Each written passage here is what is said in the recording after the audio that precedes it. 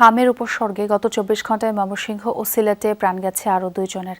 প্রাদুর্ভাব শুরুর পরে এ নিয়ে সিলেটে মৃত্যু হল 63 জনের। জেলার বিভিন্ন হাসপাতালে নতুন রোগী ভর্তি হয়েছেন 57 জন, মোট চিকিৎসাধীন 276 জন।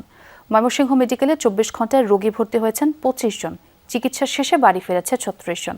হাসপাতালটিতে হামু উপসর্গ নিয়ে ভর্তি আছেন 93 জন। এছাড়া বরিশাল, রাজশাহী, চট্টগ্রাম ও খুলনার বিভিন্ন হাসপাতালে রোগীদের ভিড় রয়েছে।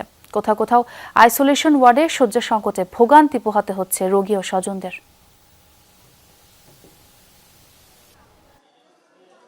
আমরা শহীদ শামসুদ্দিন হাসপাতালে আসছি, চিকিৎসা নিতেছি।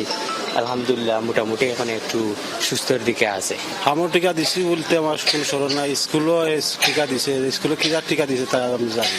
আমাদের হাসপাতালে বা ওসমান মেডিকেল কলেজ হাসপাতালে আমি বলবো রোগী ভর্তির হার আমরা বল কিছুটা ঊর্ধ্বমুখী। ভ্যাকসিনেশন ক্যাম্পেইন চলমান বা যারা বাদ পড়েছে শিশু তাদেরকেও নিকটস্থ রুটিন ইপিআই টিকাদান কেন্দ্রে তাদের ভ্যাকসিন প্রদান কার্যক্রম চলমান আছে। আমরা আশা করছি অল্প কয়েকদিনের ভিতরেই সেটা কমে আসবে।